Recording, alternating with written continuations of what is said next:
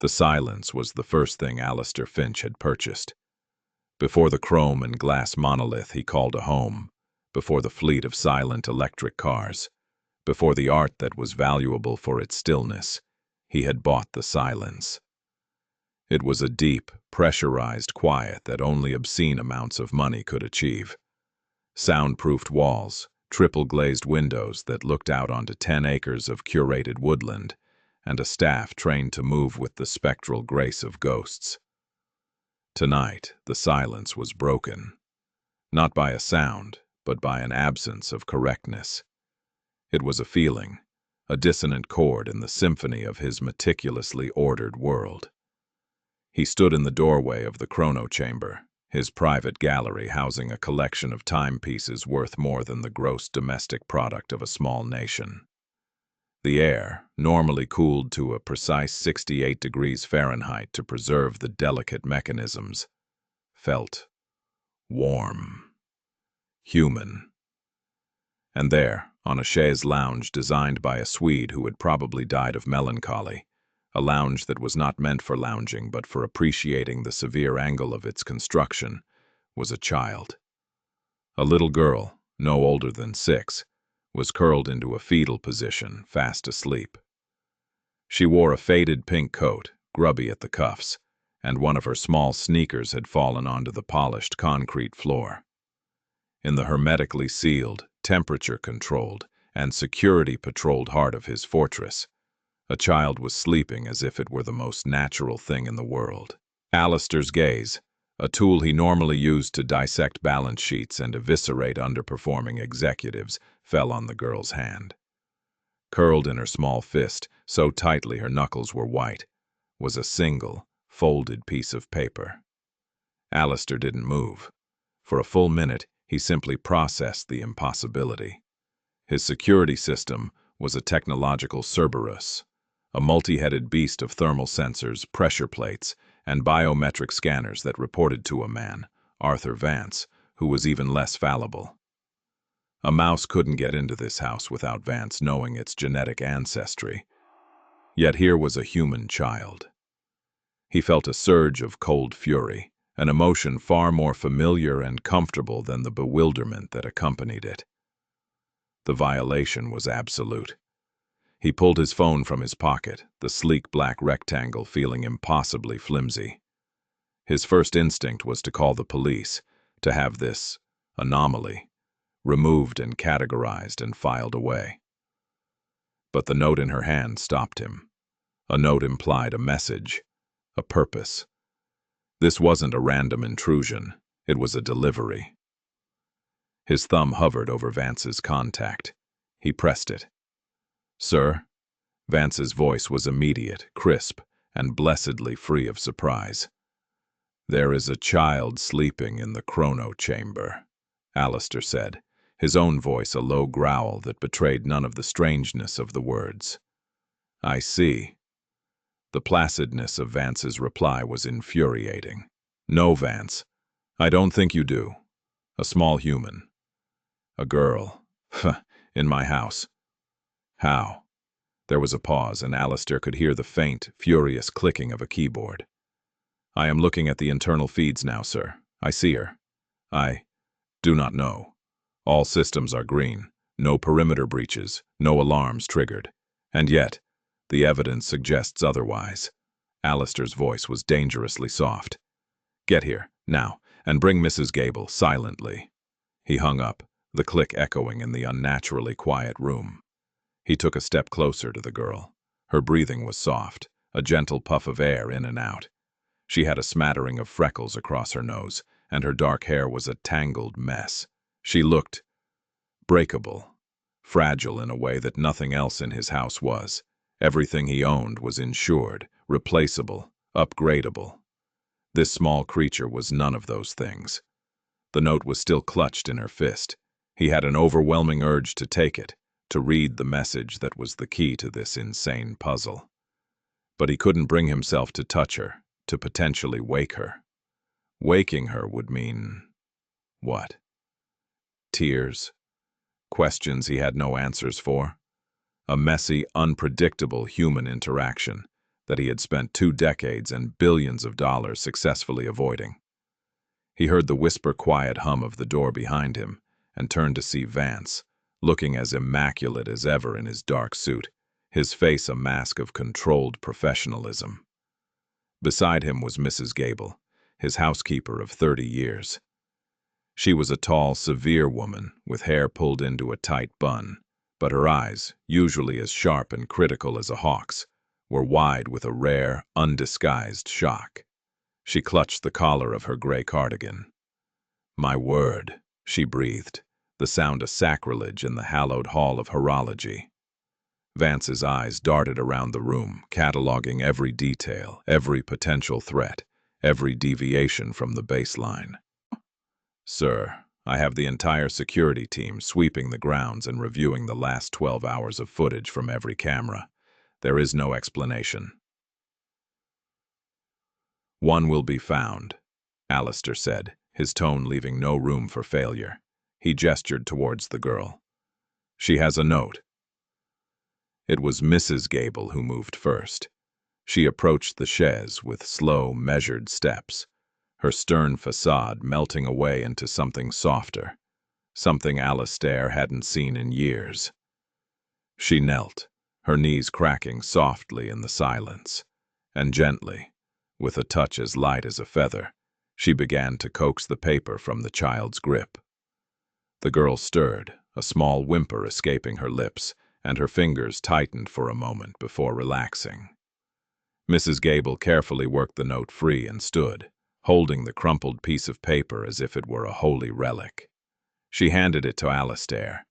It was a cheap piece of lined paper, torn from a spiral notebook. The handwriting was neat but hurried, the blue ink slightly smeared in one corner as if by a tear. There were only a few words. "Please, Mr. Finch, you're the only one who can help. Her name is Maya. I'm sorry." Alistair read the words once, then twice. They explained nothing and everything. The apology felt more profound than the plea. It was an admission of a desperate, last-resort act. He looked from the note to the sleeping girl, Maya. The name felt alien on his tongue. He had built an empire, conquered markets, and shaped industries. He dealt in data, in projections, in assets and liabilities. He did not deal in lost children named Maya. "Sir," Vance's voice cut through his thoughts. "The police?" "No," Alistair said, surprising himself. The police meant public record, media inquiries, a narrative spinning out of his control. This felt personal, a message delivered directly to him. "Not yet. First we find out how she got in. Then we find out who wrote this." He looked at Mrs. Gable, who was still staring at the child with an expression of profound pity. "Find her a room, the one in the East Wing. Make sure she's comfortable." Mrs. Gable nodded, her usual brisk efficiency tempered by a gentle concern. "And what about when she wakes up, sir?" Alistair looked at Maya, this small, breathing mystery that had breached his unbreachable walls. "Then," he said grimly, "we get answers." The search for the point of entry was a forensic exercise in humiliation for Arthur Vance. His team, composed of former intelligence and special forces operatives, swarmed the estate. They analyzed server logs, checked motion sensor calibrations, and even deployed a micro-drone to inspect the roofline. For 3 hours, they found nothing. Alistair sat in his study, a cavernous room of black leather and smoked glass, watching the silent security feeds on a wall of monitors. He saw his team moving like wraiths through his perfectly manicured gardens, their efficiency only highlighting the absurdity of the situation. On one small monitor, a static shot from a hidden camera in the chrono chamber, Maya slept on, oblivious. Mrs. Gable had covered her with a cashmere throw, an act of softness that seemed jarringly out of place. Finally, Vance's voice came through the intercom, tight with frustration. "Sir, we've found it. A service entrance near the east loading bay. A magnetic lock was deactivated. Deactivated? By whom? We believe it was a new cleaner, sir. On her first and only day, she appears to have swiped her card to exit and propped the door with a rubber wedge, likely to bring in a cart. The door must not have sealed correctly when she removed it. The system is designed to trigger an alarm if a door is held open for more than 60 seconds, but a partial seal. It fooled the sensor. It's a 1 in a million flaw in the logic. She must have slipped in during that tiny window. Alistair closed his eyes, rubbing the bridge of his nose. All his technology, all his meticulous planning, defeated by a $5 rubber wedge and human error. "Fire her," he said flatly. "Already done, sir. She was a temp from a third-party agency. We're encouraging them to review their hiring practices." And the girl? Footage from an exterior camera shows her walking up the service road about an hour after the cleaner left. She walks right up to the door. It seems she pushed it open. She was inside for nearly 2 hours before making her way to the chrono chamber. It was a chain of improbable coincidences: a security flaw, a lost child, an unlocked door. It felt too random, yet the note in his pocket insisted on a purpose. "Keep digging," Alistair ordered. The mother, the woman who wrote this note, she must have known about the cleaner, the door. It can't be a coincidence. Find her. He cut the connection and swiveled his chair to face the window, looking out at the dark, unblinking trees of his private forest. He was a man who controlled everything, who left nothing to chance. Chance was a variable for lesser men. To have it invade his home in the form of a 6-year-old child was more unsettling than any corporate espionage or market crash. He felt a profound sense of untidiness. His world, once a pristine equation, now had an unknown variable scribbled in the margin. He walked back to the chrono chamber. The door hissed open, and the scene was unchanged. Maya was still asleep. He found himself studying her, not as a threat or a problem, but as a specimen. Her coat was clean but well worn, the pink fabric faded at the elbows. Her sneakers were a generic brand, the kind sold in discount stores, the laces tied in a messy double knot. She was a creature from a different world, a world of budgets and worn-out clothes and desperate notes left in the hands of sleeping children. What kind of mother would do this? Leave her child in the home of a stranger, a man known to the public, if at all, as a ruthless recluse? It wasn't an act of malice. The note's apology ruled that out. It was an act of pure, undiluted desperation. A Hail Mary pass into the end zone of a billionaire's mansion. He heard a soft sound and turned. Mrs. Gable stood in the doorway, holding a glass of milk and a plate with a single, plain biscuit. "I thought, when she wakes up," she explained, her voice low, "she might be hungry."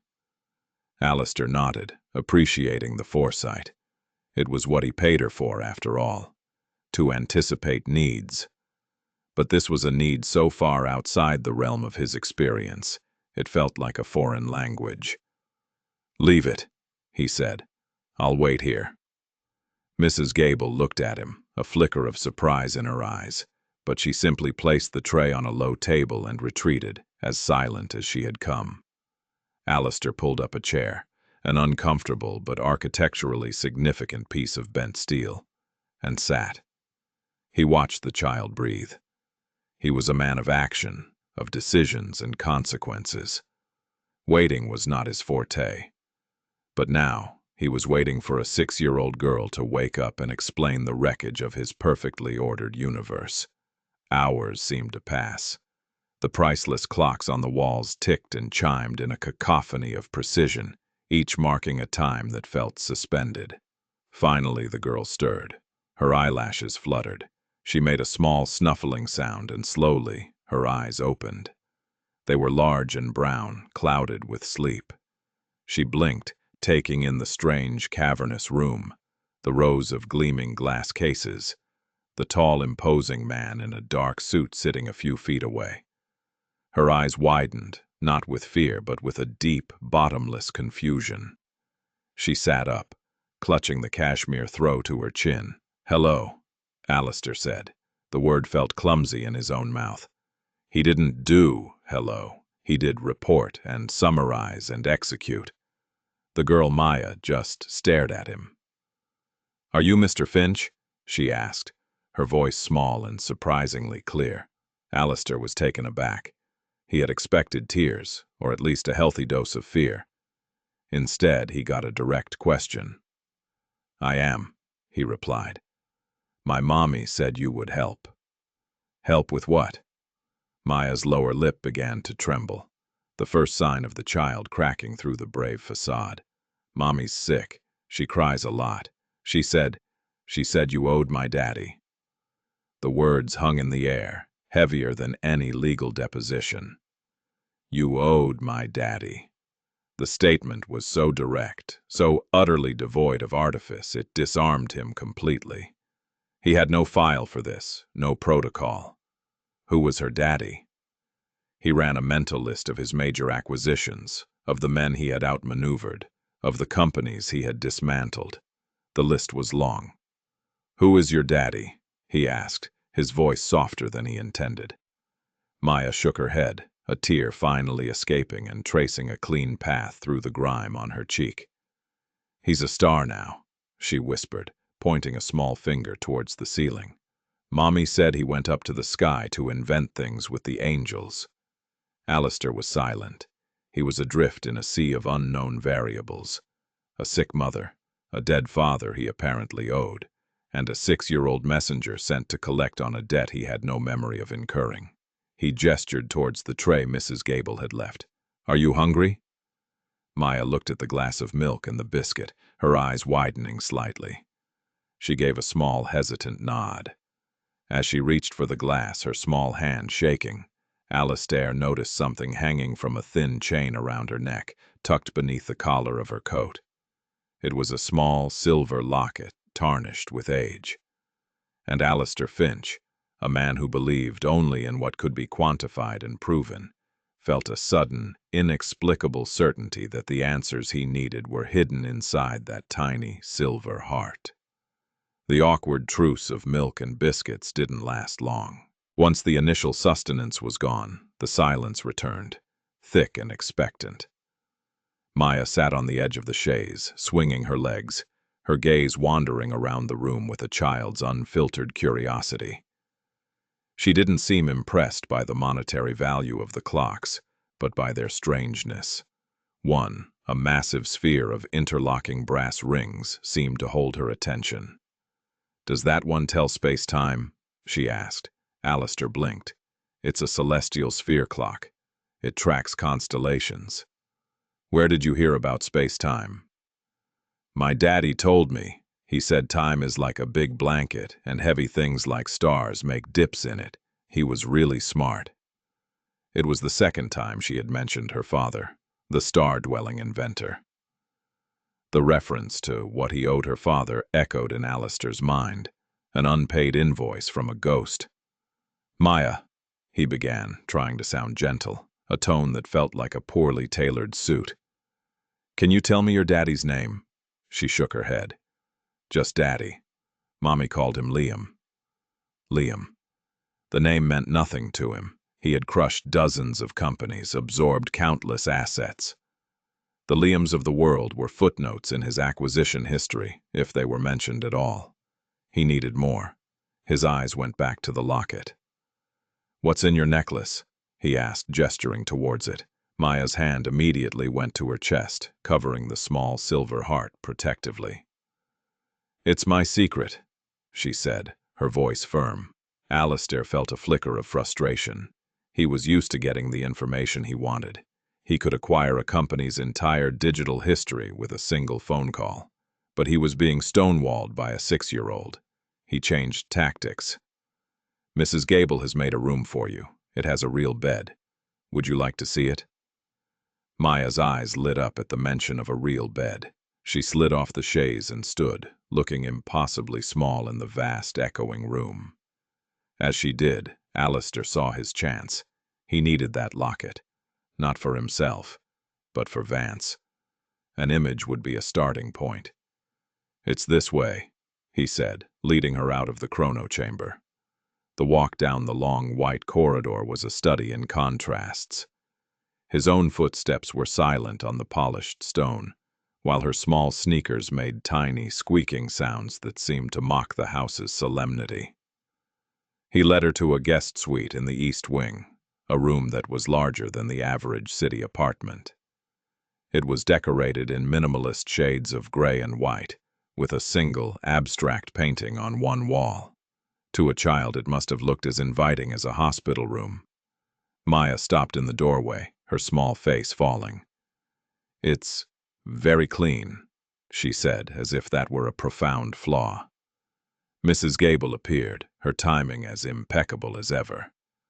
"I've brought some things," she said, her voice softer than Alistair had ever heard it. She was carrying a stack of towels and, surprisingly, a well-loved-looking teddy bear. "His name is Barnaby. He belonged to my nephew."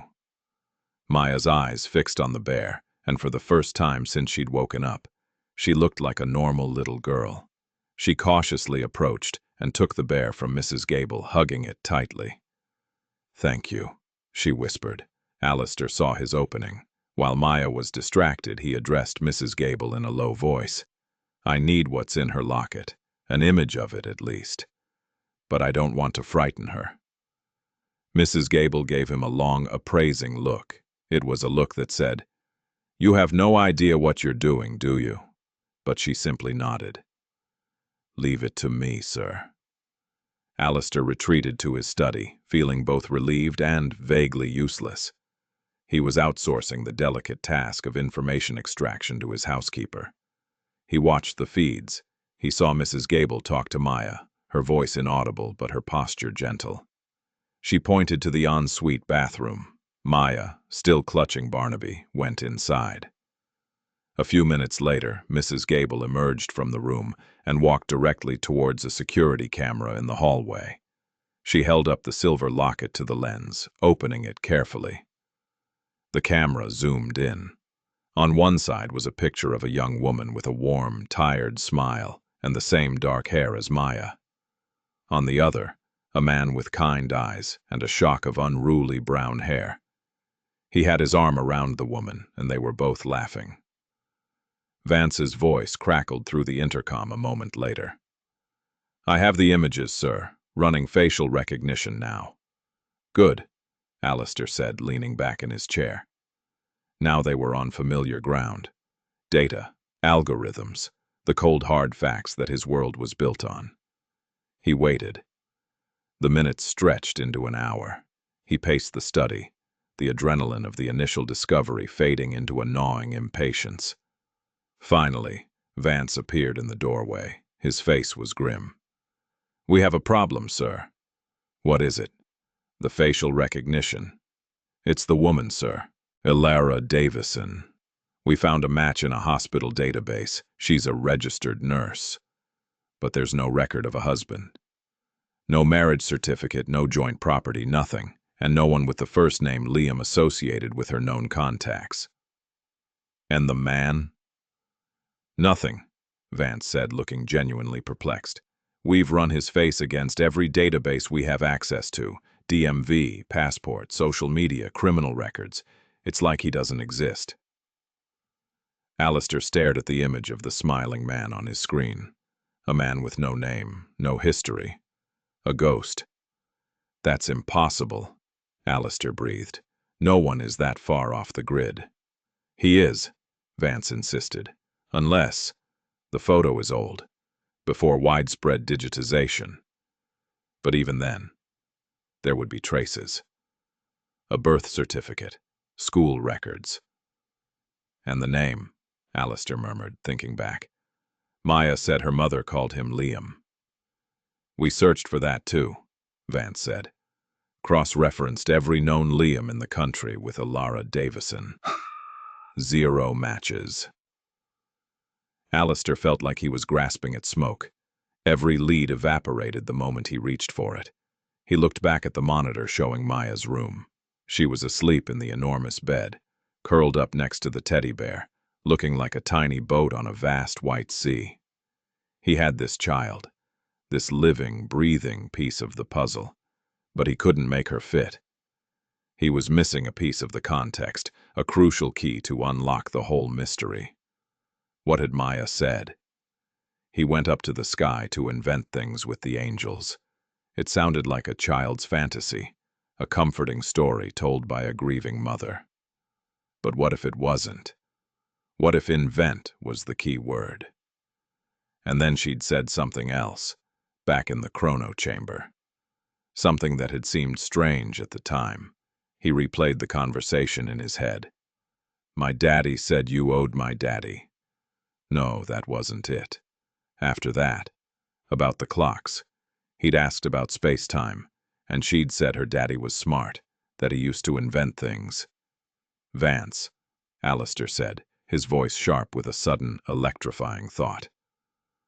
Pull up everything on my acquisition of Aerodrone, the company I bought about 8 years ago. Vance looked confused. Aerodrone, sir? That was a small-time operation, a hostile takeover. We absorbed their patents for micro-propulsion systems. Just do it, Alistair commanded. I want to see the employee files, the board members, the founder, everything. A few keystrokes, and a new set of files appeared on the screen. Company logos, patent applications, headshots of men in cheap suits. Alistair scanned through them, his heart starting to beat a little faster. And then he saw it. A grainy employee photo from a company newsletter. A young man with a shock of unruly brown hair and kind, intelligent eyes, smiling proudly next to a small metallic object.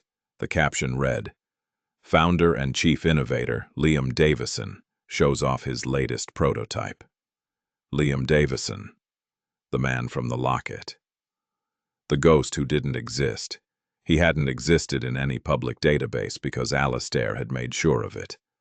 As part of the hostile takeover, he had buried Liam Davison under a mountain of non-disclosure agreements and legal gag orders that had effectively erased his professional existence. He had not just bought Liam's company, he had bought his name, his legacy, his future. He looked from the photo of the proud young inventor to the sleeping child in the other room. The debt wasn't financial. It was existential. And the bill had just come due. The weight of the realization settled on Alistair like a physical shroud. It wasn't just guilt, that was too simple an emotion. It was a cold, sickening awareness of a chain of events he had set in motion years ago, a forgotten decision made in a sterile boardroom that had now, impossibly, culminated in a child sleeping in his guest room. He remembered the Aerodrone acquisition vaguely, as one might remember a minor tactical victory in a long and bloody war. Liam Davison had been a brilliant engineer, but a terrible businessman. His company was on the verge of a breakthrough in drone stabilization technology, but he was hemorrhaging cash. Alistair's corporation, Finch Industries, had swept in, not with a partnership offer, but with a predatory, low-ball bid. Liam had refused, passionately. He had spoken of his work as his child, his legacy. Alistair had seen it as an asset to be stripped. He'd initiated a hostile takeover, buying up the company's debt, poaching key employees, and squeezing Liam until he had no choice but to sell for a fraction of its potential worth. Alistair had gotten the patents, and Liam Davison had been relegated to a footnote, bound by an NDA so restrictive he couldn't even claim his own work. Alistair had seen it as a clean, efficient victory. He had never once considered the man on the other side of the transaction.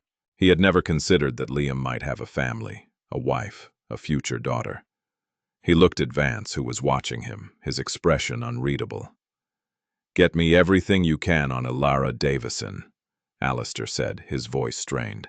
"Financials, medical history, current address, everything, and be discreet. I don't want her to know we're looking." Vance nodded and slipped out of the room, leaving Alistair alone with the ghosts on his screen. He felt a desperate need for air.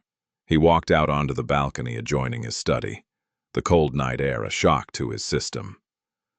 The city glittered in the distance, a sprawling web of lights, each one a life, a story. He had always seen it as a map of his own power, a testament to his reach. Tonight, it felt like a universe of consequences he could never fully grasp. He had destroyed Liam Davison's dream. Had he also destroyed the man? Maya's words came back to him. He's a star now. Mommy's sick. She cries a lot. He pieced together a grim, hypothetical narrative. Liam, broken by the loss of his company, his life's work, falls into despair. Perhaps he gets sick. Perhaps the stress breaks him. He dies, leaving his wife and daughter with nothing but medical bills and a tarnished locket. Ilara, a nurse, works herself to the bone, but it's not enough.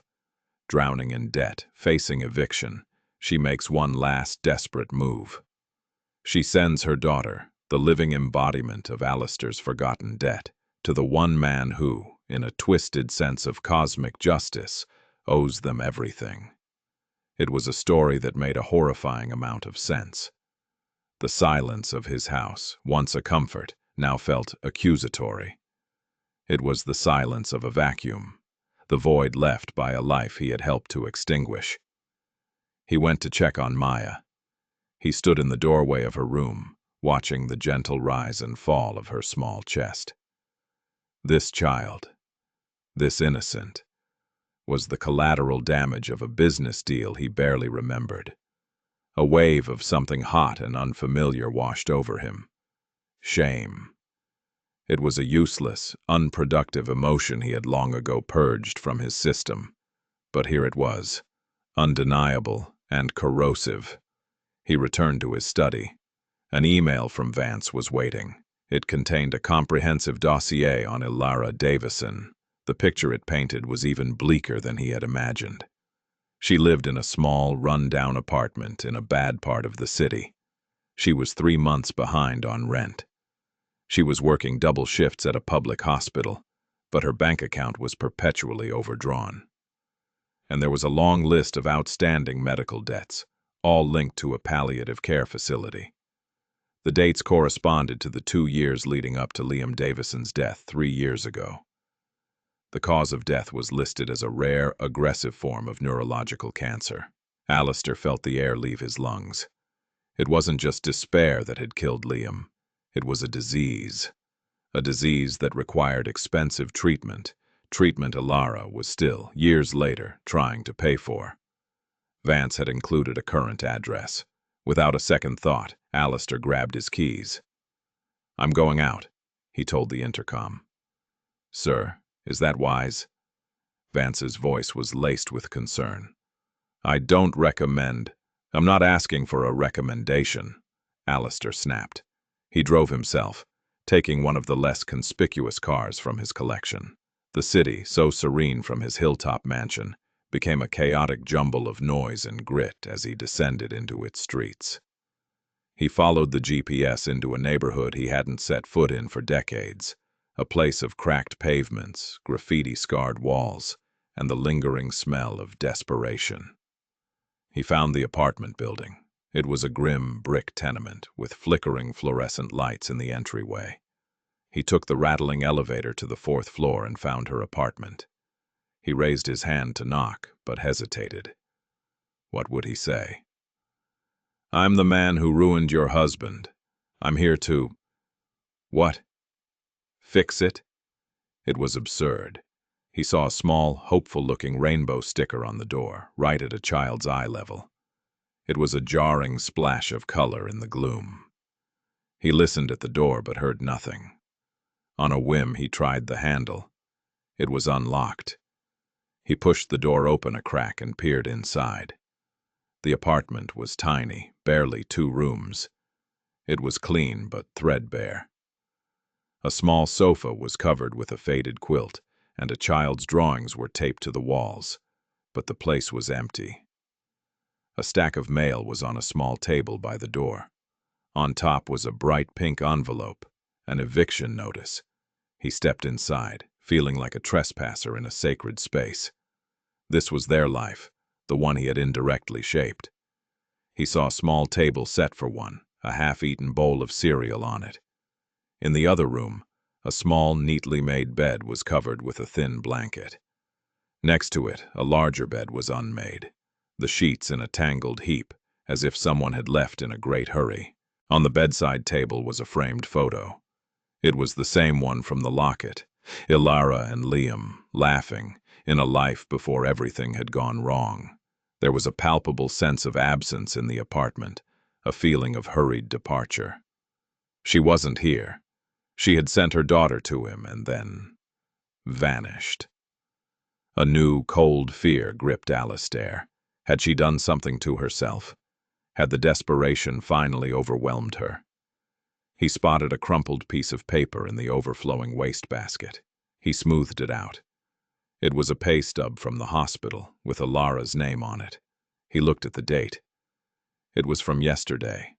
She had been at work. This wasn't the apartment of a woman who had given up. It was the apartment of a woman who had run out of time. He left the apartment, the image of the rainbow sticker burned into his mind. He got back in his car and called Vance. She's not at her apartment. It looks like she left in a hurry. The place is about to be seized. I'm already on it, sir, Vance said.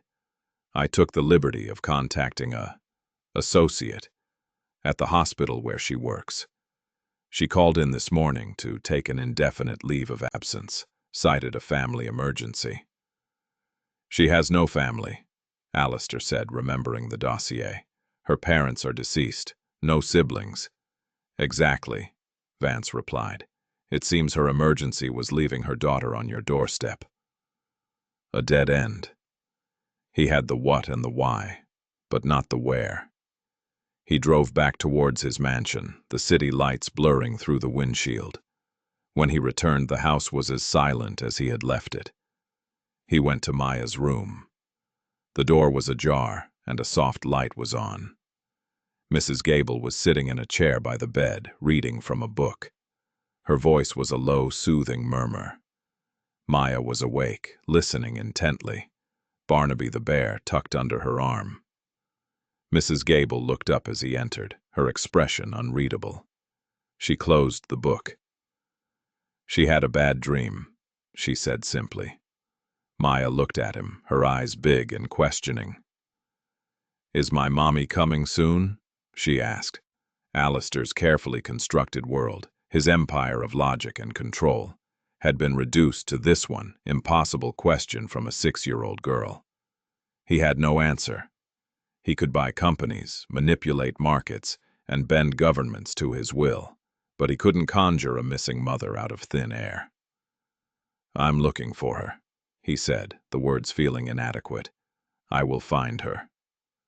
Maya seemed to accept this. She lay back down, her eyelids already drooping. Okay, she whispered. But can you tell Barnaby? He's worried. Alistair looked at the worn teddy bear, then at Maya, then at Mrs. Gable, who was watching him with a strange, almost challenging look in her eye. He felt a surge of helplessness. He walked over to the bed and knelt, the expensive fabric of his trousers creasing on the floor. He leaned close to the teddy bear. Don't worry, Barnaby, he said, his voice a low whisper. I'm going to bring her mom home. He felt Maya's small hand on his arm. Thank you, Mr. Finch, she said drowsily. He stood up and walked out of the room, closing the door softly behind him. He leaned against the wall in the silent corridor, his heart pounding. For the first time in a very long time, Alistair Finch had made a promise he had no idea how to keep. And for the first time in his life, the thought of failure was completely and utterly unbearable. The next few days were a strange new reality for Alistair. His life, once a predictable sequence of meetings, data analysis, and solitude, was now dictated by the rhythms of a small child. His mansion, once a bastion of silence, was now punctuated by the sound of cartoons, the patter of small feet, and the occasional startling peal of laughter. Maya was a surprisingly resilient and adaptable child. After the initial shyness, her natural curiosity took over. She explored the house with a wide-eyed wonder that Alistair found both endearing and terrifying. She treated his priceless sculptures as a personal climbing frame and asked if the Jackson Pollock in the atrium was a paint-splosion. Mrs. Gable, to Alistair's astonishment, seemed to blossom in the child's presence. The stern housekeeper transformed into a surrogate grandmother, baking cookies in the state-of-the-art kitchen that had previously only been used to reheat catered meals, and teaching Maya how to play Go Fish at a table where Alistair usually signed billion-dollar contracts. Alistair found himself an awkward observer in his own home. He would watch from a distance as Maya tried to teach Barnaby to swim in one of the infinity pools, or as she held a very serious conversation with the robotic lawnmower. He was a ghost in his own life, a spectator to the warmth that had suddenly bloomed within his cold walls. He tried to engage. He bought her toys, expensive educational toys that were supposed to foster an interest in engineering and coding. She politely ignored them and spent hours making a fort out of the cardboard boxes they came in. He tried to talk to her, but he had forgotten how to speak the language of children. He asked about her day, and she would give him a detailed, 10-minute account of a ladybug she had seen. He would nod along, completely lost. During this time, Vance and his team were working around the clock to find Alara. They were hitting nothing but brick walls. She hadn't used her credit cards or her phone. She hadn't contacted any of her few known acquaintances. She had simply vanished. The eviction had gone through, her meager belongings put into storage. She was a ghost, just like her husband. Alistair's frustration grew with each passing day. The promise he had made to Maya felt heavier and heavier. He found his focus at work slipping. During a conference call about a potential merger, he found himself doodling a picture of a teddy bear. He ended the call abruptly, much to the confusion of his board. One afternoon, he found Maya in the library. It was his favorite room, a 2-story sanctuary of rare books and quiet contemplation. She was not reading, however. She had pulled a massive leather-bound atlas off a low shelf and was lying on the floor, tracing the lines of countries with her small finger. "What are you doing?" he asked, his voice startling her. "I'm looking for places," she said, not looking up. "My daddy wanted to take me to see the pyramids. He said they were built by aliens. Mommy said he was being silly, but I think it was aliens." Alistair pulled up a chair. "He liked to travel. He liked to dream," Maya corrected him gently. "He had a book, a special book with all his ideas in it. He drew pictures of flying cars and houses that could walk. He said one day, we would live in a walking house and go wherever we wanted." A book of ideas, an inventor's notebook. A new thought struck Alistair, a potential lead he hadn't considered. "Maya, where is that book now?" Maya's face clouded over. "Mommy packed it away, in a special box, with Daddy's other things. She said it made her too sad to look at." A box of Liam Davison's belongings. It was a long shot, but it was something. "Do you know where the box is?" Maya shook her head. "In the scary locker place." The storage unit. Vance's team had inventoried the contents of the apartment when it was seized. He had the manifest. He immediately called Vance. "The storage unit from Alara Davison's apartment. I need access to it. Now." An hour later, Alistair was standing in front of a cold metal roll-up door in a soulless storage facility. Vance had persuaded the manager to grant them access. The unit was small, packed to the ceiling with cardboard boxes and cheap furniture. It smelled of dust and sadness. Together they began to search. They opened box after box, finding worn-out clothes, stacks of medical bills, and cheap kitchenware. It was a life condensed into 10 square feet of misery. Finally, in a large plastic tub at the very back, they found it. Tucked beneath a set of Liam's old engineering textbooks was a simple, black, hardcover notebook. Alistair opened it. The pages were filled with elegant, precise handwriting, complex mathematical equations, and beautifully detailed sketches. Here was the mind of Liam Davison, laid bare. There were designs for advanced robotics, schematics for new types of batteries, and dozens of sketches for his drone technology, far more advanced than anything Alistair had acquired. As Alistair turned the pages, he felt a growing sense of awe, quickly followed by a profound sense of waste. This was the genius he had crushed. This was the mind he had silenced.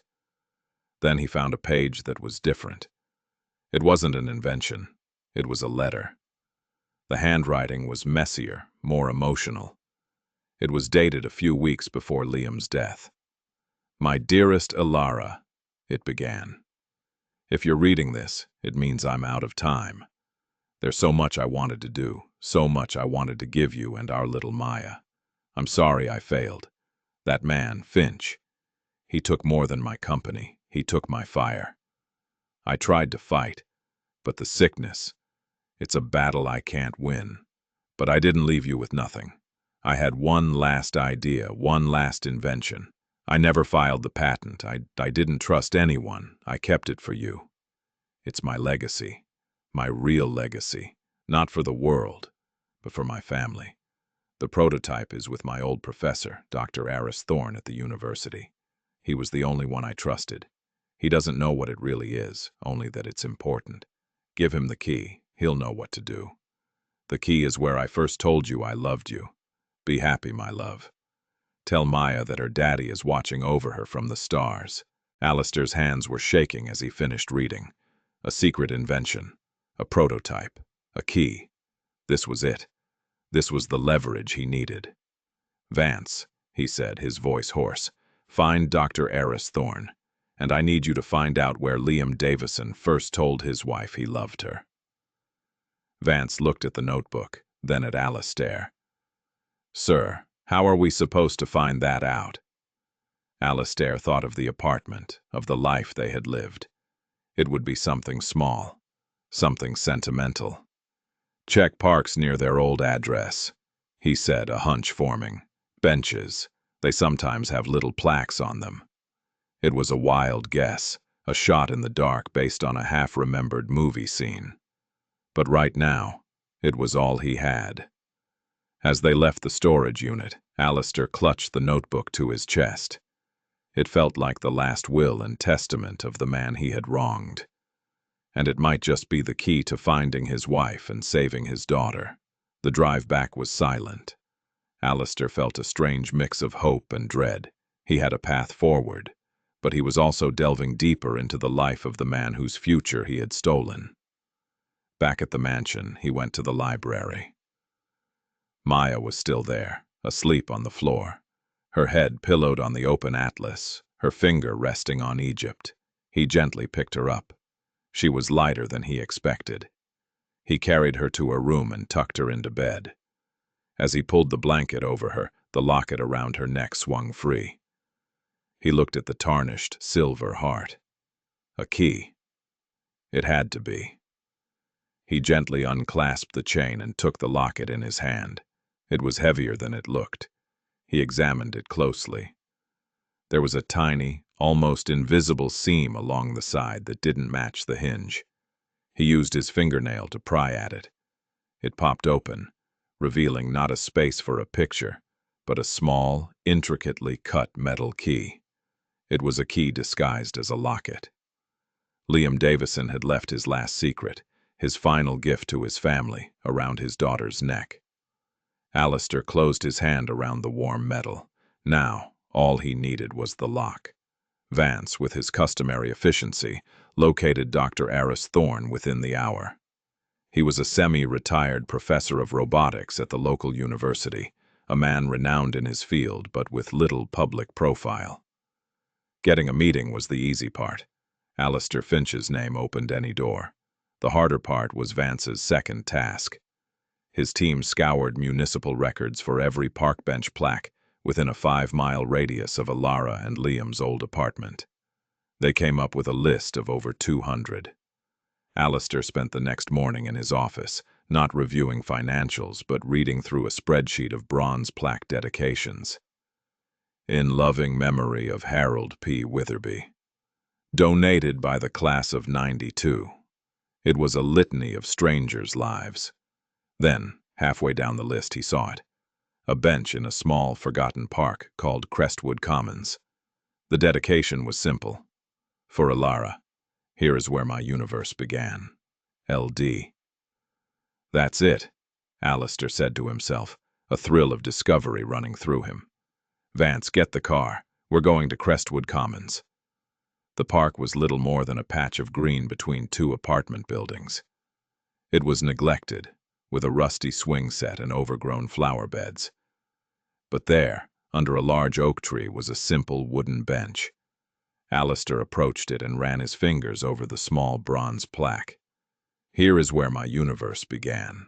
It was a poignant, heartfelt declaration from a man who had dreamed of the stars. He looked at the bench. It was old, the wood weathered. He ran his hand along the underside, feeling for anything out of place. His fingers brushed against a small metal plate. He knelt on the damp grass, ignoring the stain on his expensive suit trousers. Affixed to the bottom of the bench was a small, weatherproof lockbox, and in the center of it was a keyhole that looked exactly right. He pulled the locket key from his pocket. It slid into the lock with a satisfying click. He turned it, and the box opened. Inside, nestled in a bed of foam, was a sleek, silver device about the size of a deck of cards. It was covered in strange symbols and had a single, polished, black screen. It looked like nothing he had ever seen before. He took the device and the notebook and returned to the car where Vance was waiting. "What is it, sir?" Vance asked, his professional curiosity piqued. "I don't know," Alistair admitted, turning the strange object over in his hands. "But I think it's the most important thing Liam Davison ever built." His meeting with Dr. Thorne was that afternoon. The professor's office was a cluttered, chaotic space, a testament to a mind more interested in ideas than in order. Books were stacked in precarious towers, and strange robotic contraptions littered every surface. Dr. Thorne was a small, bird-like man with a messy shock of white hair and bright, intelligent eyes that peered at Alistair over a pair of thick glasses. "Mr. Finch," he said, shaking Alistair's hand with a surprisingly firm grip. "I must admit, I was surprised to hear from you. I followed your acquisition of Liam's company. A shame that. The boy was a genius." "That's why I'm here," Alistair said, getting straight to the point. He placed the notebook and the strange silver device on the professor's desk. Dr. Thorne's eyes widened as he saw them. He picked up the device with a reverence that bordered on worship. "He did it," the professor whispered. "He actually did it." "Did what?" Alistair pressed. "What is this thing?" Dr. Thorne looked up at him, his eyes shining. "Mr. Finch, Liam Davison wasn't just interested in drones. That was a means to an end. His real passion was data, specifically data security. He believed that the future wasn't in building better walls, but in making data impossible to steal in the first place." He held up the device. "This is a quantum encryption key. It's a physical device that can generate a truly unbreakable cryptographic key. The theory has been around for years, but no one has ever managed to create a stable, portable prototype. This is the holy grail of cybersecurity. With this, you could secure any network, any system, any piece of data, and it would be mathematically impossible to crack." Alistair stared at the device. The implications were staggering. This small silver box wasn't just an invention, it was a revolution. It was worth more than his entire company. It could change the world. Liam brought the prototype to me before he got too sick, Dr. Thorne continued. He was afraid. He said you had taken his company, and he couldn't let you have this too. He told me it was his family's inheritance. He said one day, a woman named Elara would come to me with a key, and I was to give her the prototype and help her file the patent in her name. She never came, Alistair said quietly. No, I waited. I tried to contact her after I heard of Liam's passing, but the number I had was disconnected. I never knew what happened. Alistair now understood the full scope of Liam's plan. He had created a legacy that Finch Industries couldn't touch, an asset so valuable it would secure his family's future forever. But his sickness, Ilara's grief, and their desperate financial situation had derailed the plan. Ilara had never been able to get to Dr. Thorne. She had been too busy just trying to survive. Professor, Alistair said, his mind racing, this patent, if it were filed today, who would own it? Legally, Liam's next of kin, his wife Ilara, and his daughter Maya. Alistair finally had it. He had the leverage, not to control Ilara, but to save her. This wasn't about money anymore. It was about restoring a legacy. I need your help, Professor, Alistair said. I need you to help me prepare the patent application, and I need you to act as the official expert to verify the technology's viability. Dr. Thorne looked at him, his expression wary. Why would you do this? This technology is a direct threat to at least 3 of your own company's subsidiaries. Let's just say, Alistair replied, meeting the professor's gaze, that I am settling a debt. He left the university with a renewed sense of purpose. He knew what he had to do. He had to find Ilara, not just for Maya's sake, but for Liam's.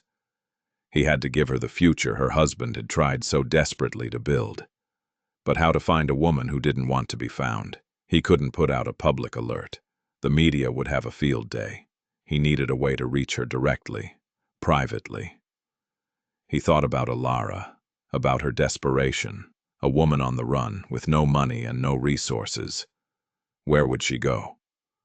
What would she be doing? She would be trying to watch her daughter from a distance. She would be hiding in plain sight. He called Vance. I have a new theory. Ilara isn't running away. She's running too. She left Maya with me because she thinks she's a danger to her. A danger, sir? How? Her debts. The people she owes money to. Liam's medical bills weren't just from the hospital. There must be others. Private lenders, maybe. People who wouldn't be so patient. Pull the financial records again. Look for non-traditional loans. Payday lenders, private credit lines. Look for sharks. It was another long shot, but his intuition, an instinct he had honed over decades of corporate warfare, told him he was right. Ilara wasn't just hiding from him. She was hiding from someone else, and if he could find them, he could find her. A few hours later, Vance called back. His voice was grim. You were right, sir. We found it. A private medical loan for $50,000 taken out 2 years ago. The interest rate is criminal.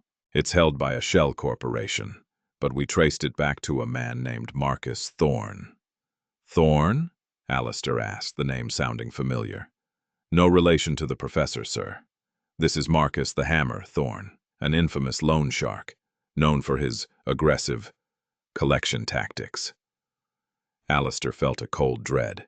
Ilara wasn't just in financial trouble. She was in real, physical danger, and she had left Maya with him to protect her.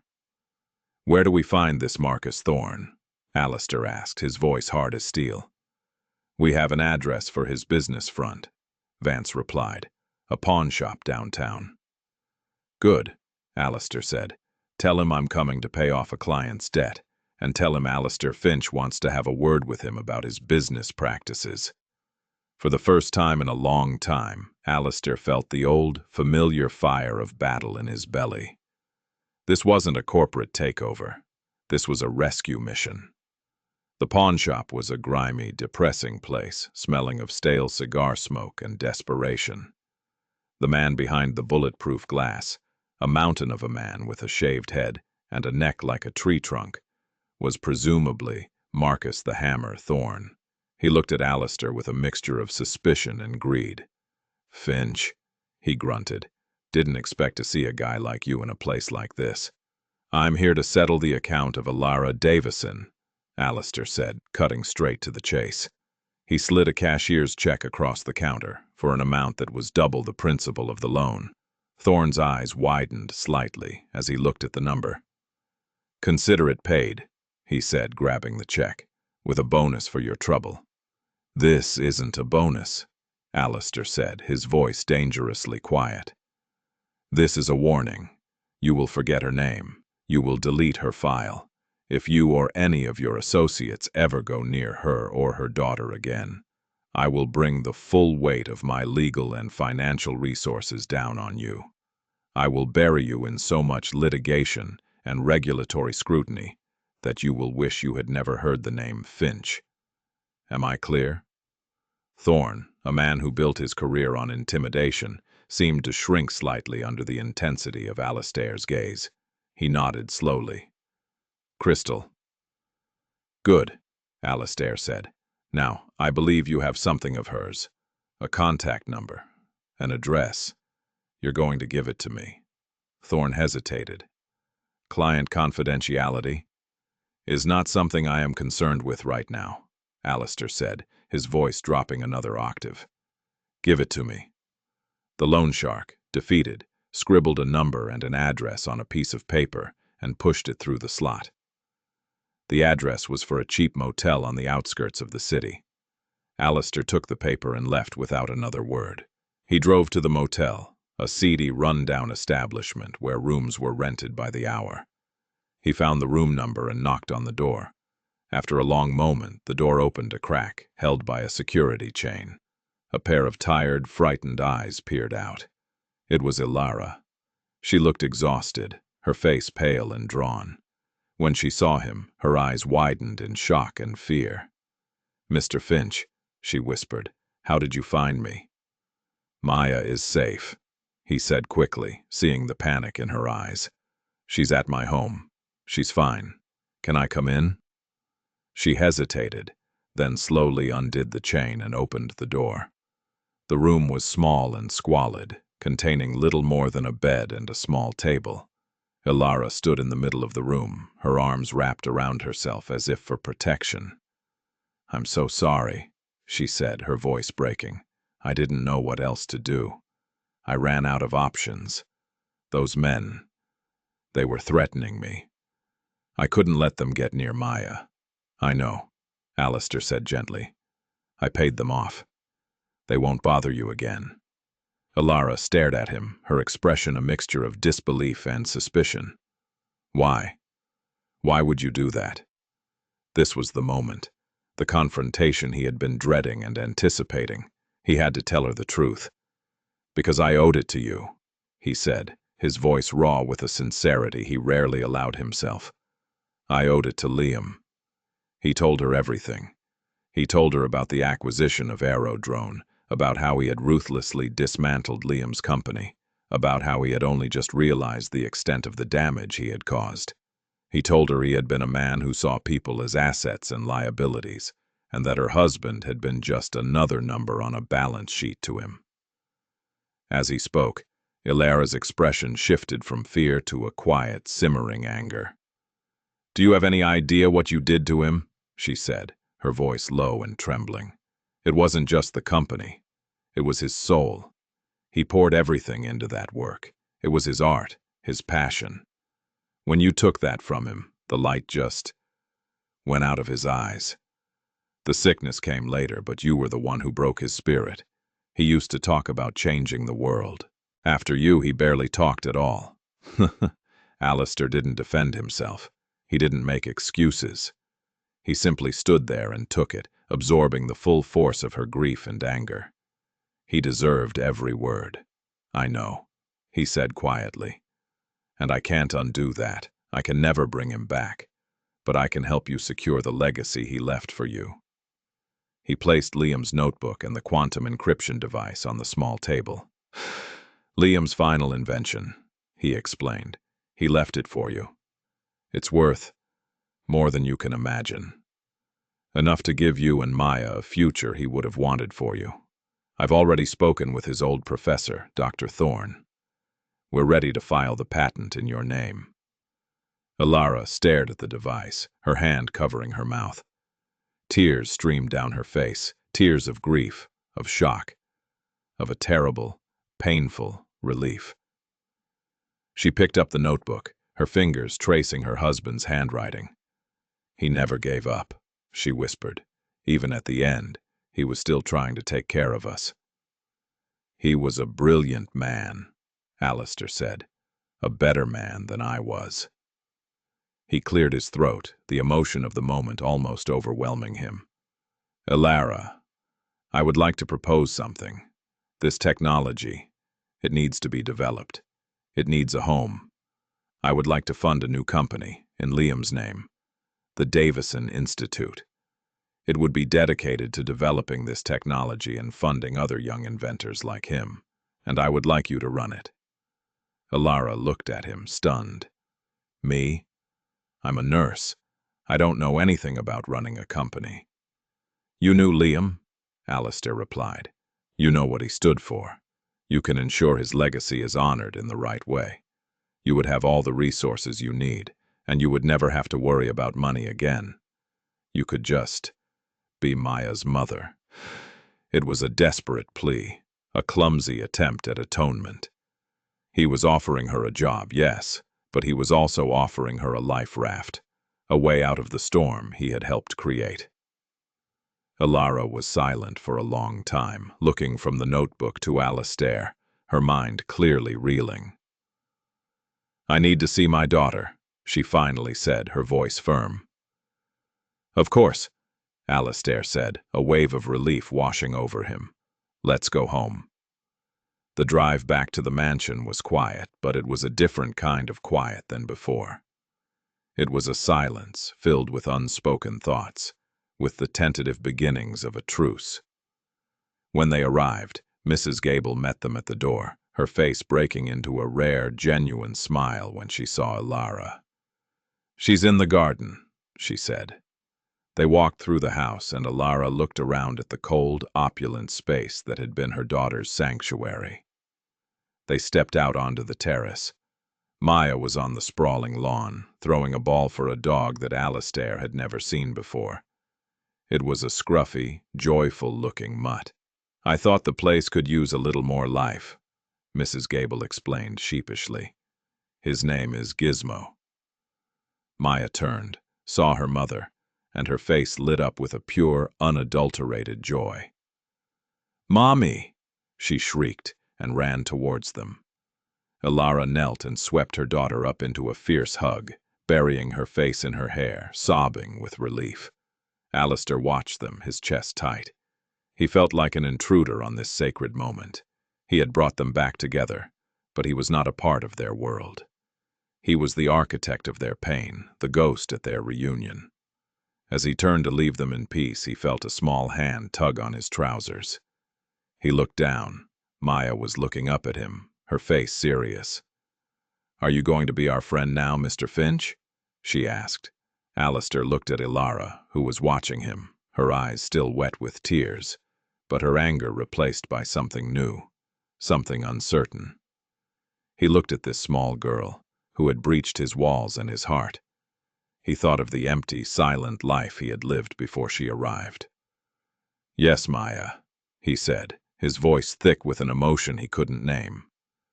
"I think I am." The months that followed were a period of careful, quiet reconstruction. The Davison Institute was established, funded by a significant portion of Alistair's personal fortune. Alara, hesitant at first, threw herself into the project with a fierce determination, proving to be a natural leader. She had her husband's integrity and a deep, intuitive understanding of the kind of people he would have wanted to support. She wasn't just running a company, she was curating a legacy. Alistair's mansion transformed. The cold minimalist aesthetic was gradually softened by the cheerful chaos of family life. Toys appeared in unexpected places. The scent of Mrs. Gable's baking replaced the sterile, filtered air. The sprawling lawn, once a perfect, untouched carpet of green, was now home to a swing set and a slightly lopsided treehouse that Alistair had, to his own surprise, helped to build. The house was no longer silent. It was filled with the sound of laughter, of Maya practicing the piano, badly, and of Gizmo the dog barking at squirrels. Alistair found himself changing in ways he never thought possible. He learned to step away from his work, to be present. He rediscovered the simple pleasure of a walk in the woods, of reading a bedtime story, of answering the endless, wonderfully strange questions of a 6-year-old. He, Alara, and Maya formed an unconventional but deeply affectionate family. There was no romance between him and Alara. Their relationship was built on a foundation of shared grief, mutual respect, and a collective devotion to Maya. He became a father figure to the little girl, a role he took more seriously than any business deal. He taught her about the stars, using a powerful telescope he had installed on the roof, telling her the stories about constellations her own father never had the chance to. He was settling a debt, not with money, but with time, with attention, with love. One cool autumn evening, the three of them were sitting on the terrace, wrapped in blankets, watching the sunset paint the sky in hues of orange and purple. Maya was nestled between them, drowsy and content. "You know," Ilara said quietly, looking at Alistair, "Liam wasn't angry at the end. He was just sad. He was sad about all the things he wouldn't get to see, all the ideas he wouldn't get to build." She paused, then turned to him, her eyes clear and direct. "He would have liked this. He would have liked what you've built in his name. He would have forgiven you." Alistair felt a knot in his chest that he hadn't realized he was carrying, finally loosen. Forgiveness was something he had never sought, something he didn't think he deserved. To receive it, so freely given, was a gift. "Thank you," he whispered. Maya, half asleep, stirred and pointed up at the sky, where the first star of the evening was beginning to twinkle. "Look," she said, her voice soft with wonder. "It's Daddy. He's winking at us." Alistair looked up at the star, then at the woman and child beside him. His life had been a relentless pursuit of more. More money, more power, more control. He had built an empire of things, a fortress of solitude. But a little girl, in a faded pink coat, with a note clutched in her hand, had breached his walls and shown him the truth. True wealth wasn't stored in vaults or tracked on stock tickers. It was here, in the warmth of a shared blanket, in the quiet comfort of a found family, under the watchful gaze of a distant, winking star. The silence he had once paid so much to create was gone, replaced by the infinitely more valuable sound of a life being lived. And Alistair Finch, the billionaire, was finally, truly rich.